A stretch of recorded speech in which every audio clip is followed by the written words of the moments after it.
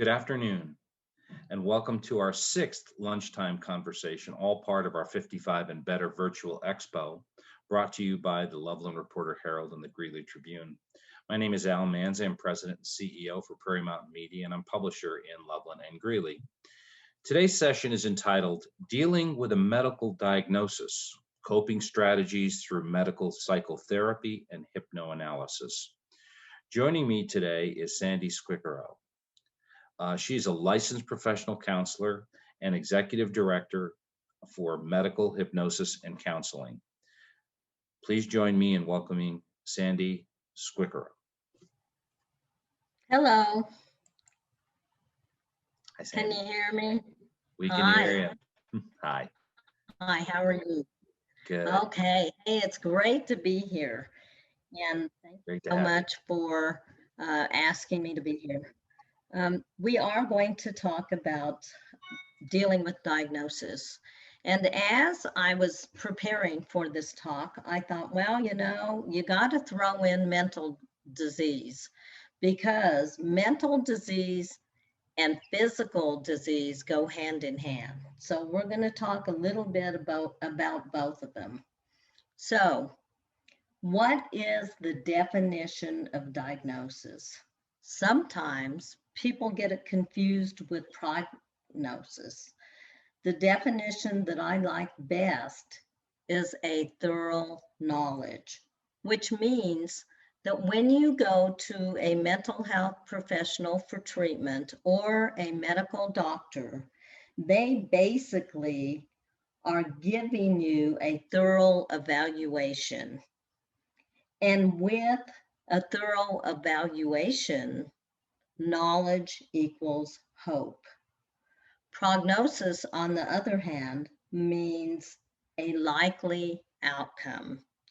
You cannot have a prognosis unless you have a diagnosis. So, everyone that is seen by a health professional or a mental health provider is usually given a diagnosis. And it's important that patients know what their diagnosis is. In mental health, on my consultation form, I will ask a patient, have you received a mental diagnosis in the past? And they'll say, oh yeah, my doctor gave me the diagnosis of bipolar. And I'll say, okay, which one did he give you? Bipolar 1 or bipolar 2?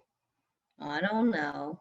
So bipolar 1, FYI, basically has to do with severe mania and severe depression, whereas bipolar 2 has to do with an elevation of mania with alternate periods of depressive moods. You, as a patient, want to know which one you have because the treatment is different. So, for a moment, let's talk about how we derive a mental diagnosis. This is important for us clinicians, but it's also important for patients because sometimes patients will call me and say, I got my insurance explanation of benefits or EOB, and I don't know what the heck I'm reading, okay? So this book right here, it's DSM-5, is put out by the American Psychological Association. I kind of think it's like the mental health PDR of treatment. The DSM-5 has 156 diagnoses in it.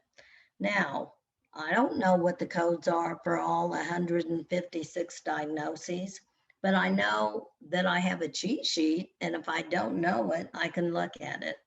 Why would patients need this? Like I said, they just need it to be able to understand what they were diagnosed with. So there are two types of disease, and they're descriptive. One disease is acute, which means non-threatening, and basically has to do with it comes on quick, it lasts for a short time. However, it requires immediate attention. This could be examples like, oh, you get a sore throat, which you may have to go to the doctor and make sure it's not strep. You get an earache or a stomach flu, or you may get a heart attack. Not heart disease, but a heart attack. These things need to be looked at quickly by your medical or mental health provider. And the reason I say mental health provider is because panic attack is an acute, non-life threatening disease. It comes on quickly. And if any of you have ever had a panic attack in the past, it can be pretty scary. I mean, basically your heart beats quick, you have trouble breathing, your hands sweat. You probably get the idea. So the panic attack would be an example mentally of an acute life-threatening disease. And the reason I say that a panic attack is threatening and requires immediate attention is because people feel like they're losing control or they're dying. They're not, but they feel that way. So then we go to the physical disease of acute, non-threatening disease. So one example, like I just talked about a minute ago, is a heart attack. Not heart disease, but a heart attack. It requires medical diagnosis. Again, it comes on very quickly. You usually are in the hospital and they give you lab tests and blood work, but it resolves in days or weeks and they send you home with medication. So those are two examples of acute disease, and they're important, but they're not going to kill you. Now, the heart attack might resolve into heart disease that could later kill you, but they're not going to kill you. So basically, any type of serious illness causes life changes. Now, your acute bronchitis, for instance, you've never been sick before, you all of a sudden have bronchitis, and even though it's non-threatening, you feel like it is. Your independence is limited. You have a decreased self-confidence and feelings of, I don't know why I got sick, or despair. And also medications add to the mix because of the side effects. And then there is the other disease, chronic disease. Again, chronic disease is life-threatening, and it is not completely curable. That basically is your asthma that is severe, Parkinson, heart disease, stroke, cancer, diabetes, chronic pain, any kind of disease that is not curable or that you have to live with for a long, long time. Basically, 1/3 of people that have chronic disease basically have symptoms of depression. And I'm going to read you some stats that I found. Heart disease, 40 to 65% experience depression. Asthma, 35% experience depression, with a 5 to 10% diagnosed with severe asthma. Parkinson, 40% experience depression. Stroke, 10 to 27%. Cancer, 25%. Now, as I was looking at these stats, I thought 25% for cancer? That seems kind of low. but I feel that maybe that has to do with early detection, and some cancer patients, they basically start the fight. It's a fight against life or death. So maybe that's why it's so low. Diabetes is 25. Chronic pain. This did not surprise me. Chronic back pain is 20 to 54% of those people diagnosed deal with depression. One chronic disease that is rising is cancer. Basically, all of us know someone that has had cancer, either has cancer currently, or basically they've had cancer in the past. In 2021, the American Cancer Society estimates that 1.9 million people will be diagnosed with new cancer. And they also project that 608,000 people will die of cancer in 2021. The 3 types of cancer increasing are thyroid, liver, and skin melanoma. The most common cancer, the 3 most common, are breast, lung, and bronchus, which is a bronchial cancer. And obesity is the #1 risk for cancer. That used to be tobacco. Breast cancer rates are the highest of any cancer except lung disease. 2 case studies that I'd like to talk to you about as far as cancer. One case study is of a good friend, someone that's been a mentor for me for years. She basically was diagnosed with cancer, breast cancer, in 1992. She was fit, healthy. She ran 5 times a week. She quit smoking 5 years before her diagnosis. And before she had a double mastectomy and chemo and radiation, she asked herself, what needs healing?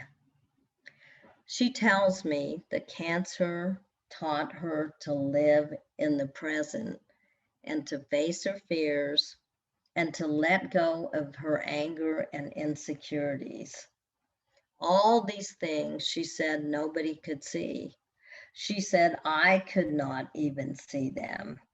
But she says they were blocking me from living my life to the fullest.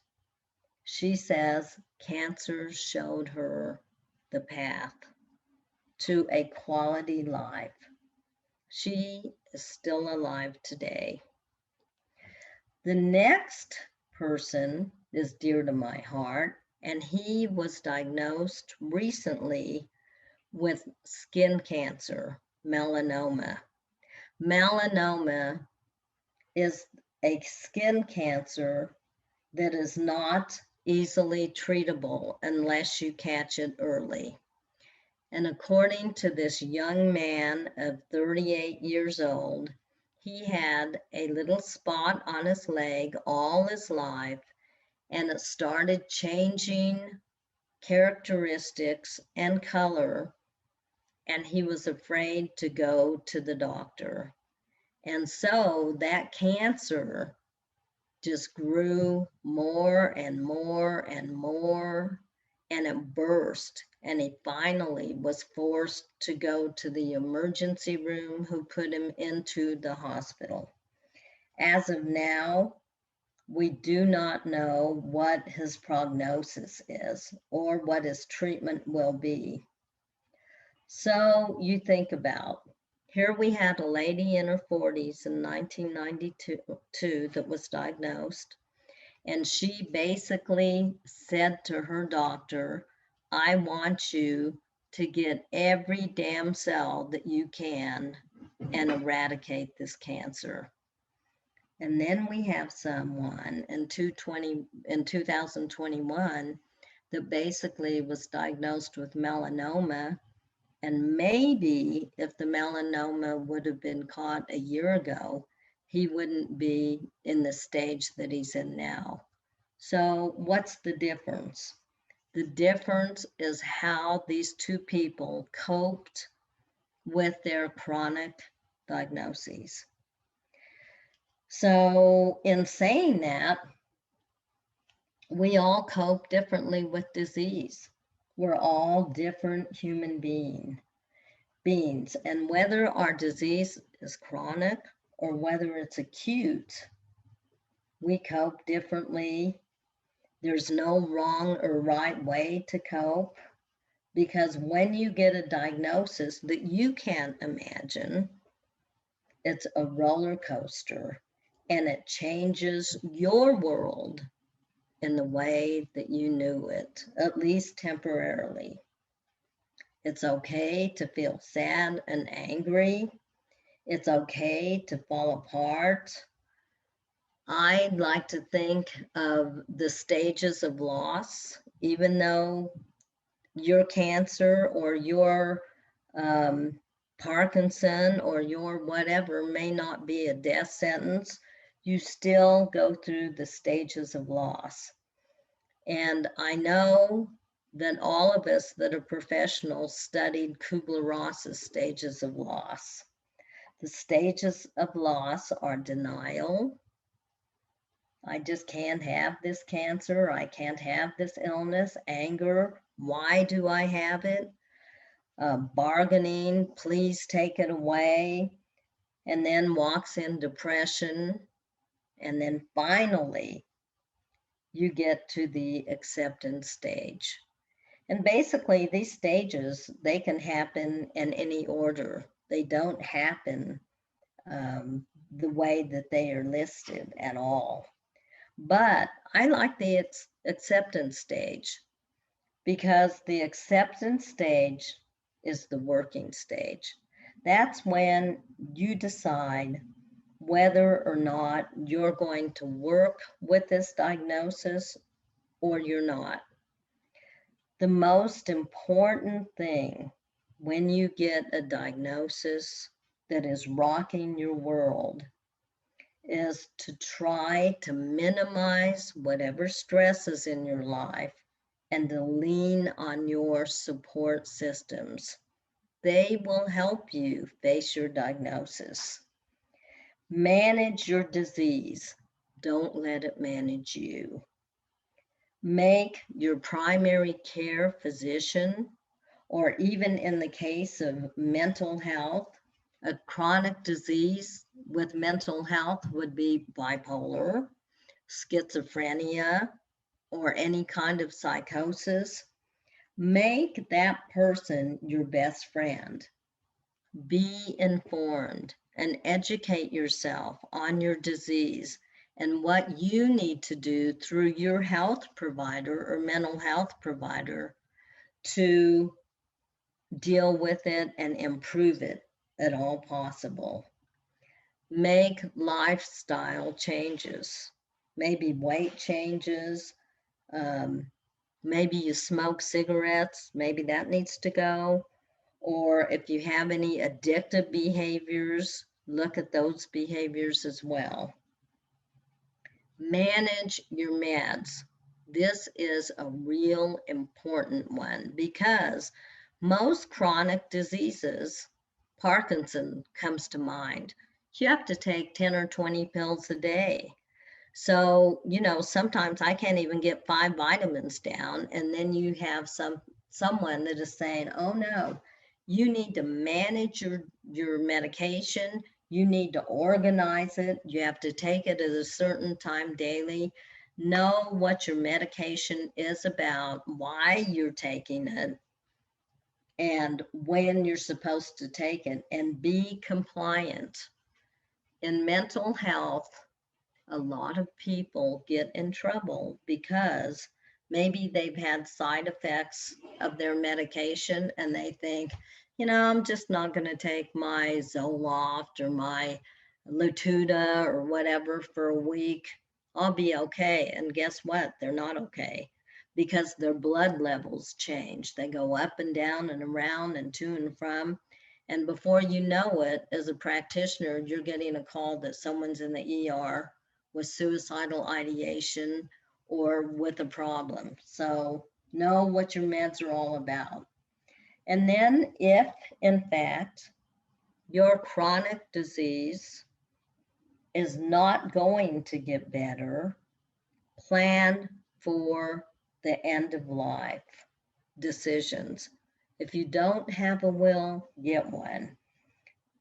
Talk to your doctor or physician or even mental health therapy about hospice. And, you know, make sure that your power of attorney, you know, all these things that have to do with end of life, who's going to clean out your house, whatever it is. Knowledge is a good thing. So make sure you plan for that. As far as my job, it's my job to help patients move towards healing by removing negative thoughts and feelings and by giving them suggestions to help them live as much as a quality life as they can. And I do this through psychotherapy and hypnosis. I'm not a replacement for their doctor. I work in adjunct to their doctor. It's important to work collaboratively, not just with the patient, but with their mental health team or their physical physicians. I use cognitive behavior approaches. There's a lot to be said for transparency and reasoning, and I believe in the mind, body, and spirit approach. I like the modality of medical hypnosis.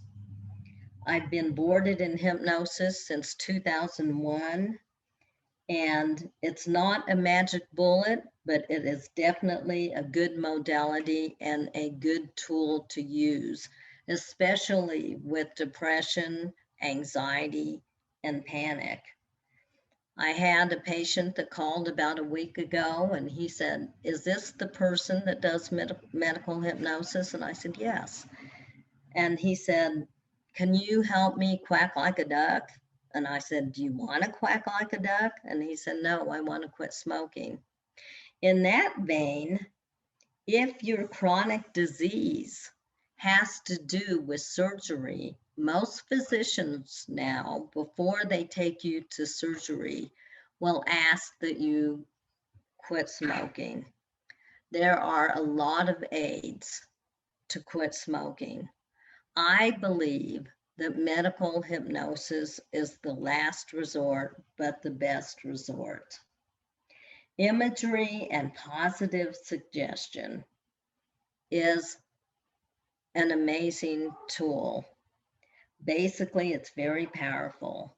So many times I ask my patients, would you like to visualize yourself well or sick? And if the answer is well, which most of the time it is, I ask them to visualize themselves well. The same goes for fear-based issues, such as fear of flying. There are people that come in and they just want to go through hypnosis because they're afraid to fly. So I ask them to start visualizing their trip. From the night before, they're packing, they're driving to the airport, they're going to their gate, they're on the airplane. They may feel a little bump or two. And then basically, before they know it, they're at their destination. They have completed the total flight and the preparation for their flight. in their mind. It's a good thing. Laughter stimulates the relaxation response. Laughter, happiness, optimism, and joy. It's a cocktail for everything that is good in our lives.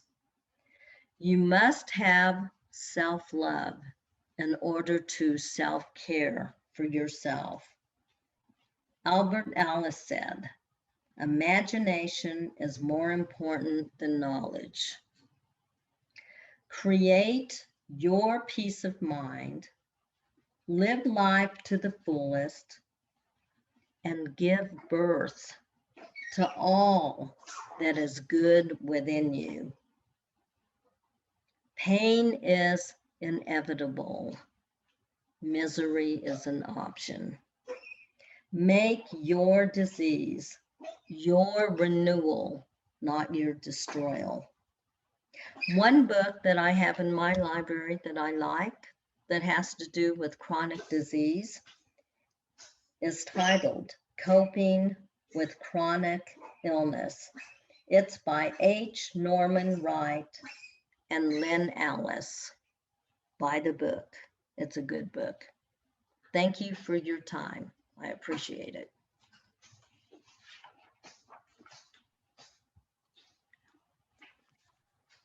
Well, thanks so much, Sandy. You know, your method of presenting it is so calm and so rational.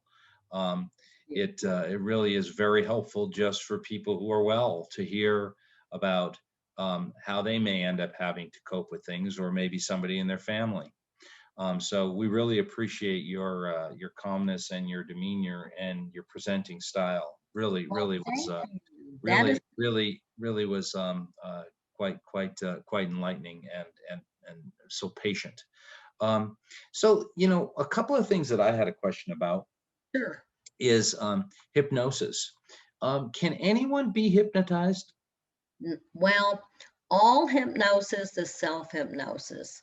I have people that come in that say, well, I really want to quit smoking. I always use smoking because I love working with my smoking patients because I know that I am saving a life. So I love smoking cessation. So they'll come in and they'll say, you know, I really want to quit smoking. And I'll say, okay, on a scale of 1 to 10, 1 being that you don't really want to quit, or your wife or doctor is asking you to quit, or 10 being that you really want to quit because you might be getting COPD or you may have lung cancer and you know you're going to die.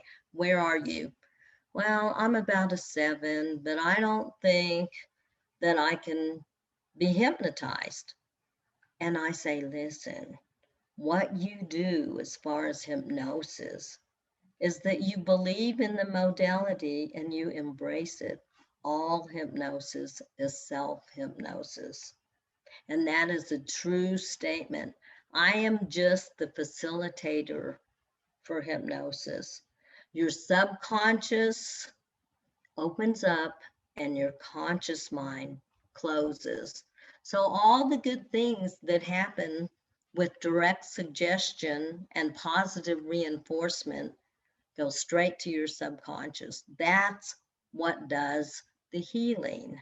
So people say, well, how do I know if this is going to work? And I say, you know, by how you behave. For instance, if I'm working with panic disorder, and I like working with anxiety and panic and hypnosis too, because it's really, really effective. So I'm asking the patient to imagine a balance scale. And I say, okay, a balance scale. Imagine this balance scale in your mind and imagine that it's a little bit off. Not a whole lot, just a little bit. We cannot be balanced individuals because if we're balanced individuals, we don't leave room for growth. Okay, so I know that when that person is in a relaxed state, that when I say imagine a balance scale, they're imagining in their mind a balance scale. It's amazing how hypnosis works. It's not a magic bullet again. It doesn't work for everybody, but when it works, it's amazing. Yeah, I mean, you know, we've had some hypnotists that have done Stage. you know, stage shows at like business conferences, and I've always been overwhelmed that there are some people that absolutely can be instantaneously hypnotized, and they have no idea that what they're doing or how they're doing it. And I've always wondered, you know, if you have that strong tendency, are you more likely to receive the right messaging that could be helpful versus someone who, you know, can't be hypnotized, or, you know, doesn't embrace it enough to be hypnotized? Well, this is one thing about hypnosis and hypnoanalysis, Al. Make sure that the person that you're going to for hypnosis is a licensed individual in their field and that they are boarded in medical hypnosis, not stage hypnosis, medical Mhm. hypnosis, because um, that's real important. I have had patients that have said, I went to a hotel, blah, blah, blah, for smoking, and there were 100 people there. And I know that some people were hypnotized, but I wasn't one of them. Well, the bottom line is that, again, all hypnosis is self-hypnosis. So if you buy into the modality and if you want to be hypnotized, you will be hypnotized. Control. If you have a person in the chair, and I do hypnosis by monitor and I have a hypnotic room, so I'm not in the room standing over them. So if you have a patient that basically wants to control the situation, I had a schizophrenia many years ago. I didn't know she was schiz until later, but she was. And she came in for smoking. And she went through her first session and she came out and said, I heard negative voices. And I'm thinking, oh my goodness. I said, you did? And she said, yes. I said, what were they? I don't know. They were telling me to pay my bill. And I said, do you have any other medical or mental issue other than your smoking cessation? Oh, yeah, I was diagnosed as a schizophrenic. Schizophrenics and psychotic patients cannot be hypnotized. So, you know, there you go. That's fascinating. So so besides hypnoanalysis, you're using psychotherapy as well. So those would be the people that would be more likely benefit from psychotherapy, correct? Well, my license basically is in psychotherapy. There is not a license for hypnotherapy. So hypnotherapy is used in adjunct to psychotherapy if somebody, you know, like I was talking about the collaborative situation between a patient and a psychotherapist, it's that we agree. I don't say, hey, you have to go into the hypnotic chair. After maybe we've done psychotherapy for a while and I say, would you like to get into hypnosis and see how you do with it? We have to agree. And if they do, 9 times out of 10 for anxiety and panic, it works. You know, there's always going to be, you're never going to have 100% success rate in anything you do. But with my smoking cessation, I claim an 85% success rate. And I have claimed it since 2001. And I take it from my files, my, you know, clinical files. So, you know, with weight loss, people come in, they want to eat what they want to eat. They don't want to keep a journal. They want to carb up. It's more or less, and I tell them right out, I'm happy to work with you. I'm happy that you came through my door. But hypnosis and weight loss is about 60%. You know, the bottom line is you need to tell them what is real and what's not real. I don't claim. And so how, just so I understand, Mhm. 85% cessation from smoking, is that because they get the hypnotic state puts them in a position where it doesn't taste good to them, or there's some mental connection between I can't smoke because what is it? What it has to do with, all hypnosis is directed relaxation, okay? So hypnosis, on the other hand, the first step to hypnosis is relaxation. The next step is general suggestions, and the last stage is closing. So let's say we have a smoker, they're in my chair. Basically, I do some hypnosis by CDs. So I'm taking them to the beach. I can tell by their breathing, because I'm looking at them through a monitor like I'm looking at you, if their breathing is shallow, or if it's soft, or if it's erratic, or if they twist in the chair or turn in the chair. Then I'm thinking, this person isn't getting relaxed, okay? So I go through the beach scene, and then I give direct suggestions as far as smoking. Smoking will kill you. Have a smoke, risk a stroke. Some of it's good. Some of it's imagining they're in a burning building and they can't get out. Some of it's smoke has got tar in it. And then basically I take all that information, it goes into their ears through a headset. And then I tell them that you are a non-smoker. From the minute you put out your cigarette, whether it was 2 minutes before you came in my office or whether it was in the car, you became a non-smoker, and you will remain a non-smoker for the rest of your life. And then I close them. In a few moments, I'm going to wake you up. When I wake you up, you will feel relaxed and refreshed in every way. And then I wake them up. Then I say, this is the kicker, Alan. This is why I like this.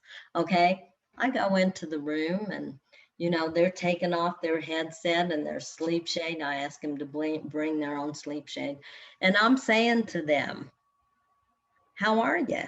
Do you feel relaxed? Yes. How long do you think you've been in the chair? Now, hypnotic sessions are between 40 and 50 minutes long, okay?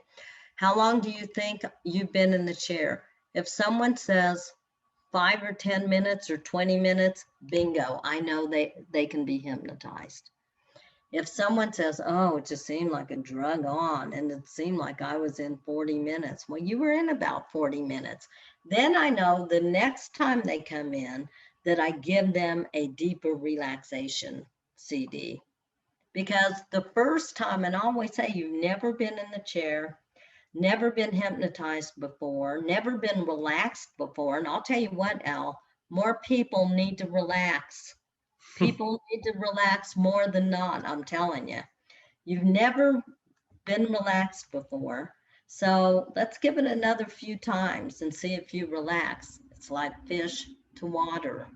They get in, they put on their headset and they lean back, and by the time I finish with the initial induction as far as relaxation, they are totally relaxed. If I were to go in the room and take their arm and go like this, I know that they basically would be totally relaxed. It's an amazing, amazing thing. And I'm the doctor that taught me medical hypnosis was from Akron, Ohio. He taught internationally and nationally, physicians, dentists, nurses. And little old me came, and I was just a counselor. And I said, and I went through his 101 course, and I asked him if he would train me, thinking, he's not going to train me. I'm a counselor, and he trains all these people that are doctors and whatever. And he said, well, Sandy, he said, I'll tell you what. He said, you fly back to Texas and you write me a paragraph as to what you would do in hypnosis. I said, okay. So I write this heart-filled paragraph about all my women that were anxious and smokers that couldn't quit smoking. And I'm writing and writing and writing. And he called me, and I remember answering that phone, and I was holding my breath. He said, I'll charge you X amount of money to train you. You come and you work with me 2 weeks out of a month, every month for 6 months. Wow. So I did it. I left my practice in Texas every 2 weeks, and I'd get on the flight from Dallas, Fort Worth to Akron. Best thing I ever did, other than getting my master's in license. What a great story. So just so our audience has kind of a range, what does it cost for either psychotherapy or hypnosis if you were going in for something like panic attacks? Kind of a range. Okay, so I will tell you this. Well, I'm not shy. The consultation I take, we went through it last time. My consultation is like a book. It's 8 pages. That consultation is 120. I don't wiggle on that. If you come in and if there is a mental diagnosis like anxiety, panic, or whatever, then I can bill it to your insurance. I can do a little hypnosis if you want it or if it's needed, but I can still bill that to your insurance, and I bill $95 to the insurance, okay? Because remember, hypnosis is a modality. So if it's done in the framework of psychotherapy, it's insurance billable. Now, some people come in and say, I just want to quit smoking. There's no insurance company, there might be one, that you can bill smoking cessation to. You can bill heart attack or COPD or whatever to the insurance, but they will not cover smoking cessation. So 5 sessions of smoking cessation is $500, $100 a session. That's $500 people could spend. Well, and you know what I tell them? Take that money that you used to spend on smoking, put it in a piggy bank. Do they have piggy banks anymore? For 6 months or a year, and do something good for yourself. Yeah, that's great advice. And it is frustrating, Sandy, that our insurance companies cover treatments rather than prevention. And you know, some of the HMOs are covering as part of their deal healthy testing, you know, once a year, which is great. But you know, smoking cessation is probably along with some other addictive problems, really things that practically could make a big difference in our society. So I know you've got a hard stop because you've got a meeting. So I just want to say once again, thank you. Your presentations are so enlightening. I really enjoy them. And I know our group that was on today and the ones that will watch it through the virtual program will find it exactly that way too. And I'm sure you'll have plenty of people who are interested in getting to know more about you, how you can help them. So I just want to say thank you again, and look forward to seeing one of your presentations again in the future. Well, Al, I thank you a great deal. And remember, if you save one person, you save the world. That's an awesome way to end it. Thank you so much. You're welcome. Bye-bye. Bye-bye. Take care.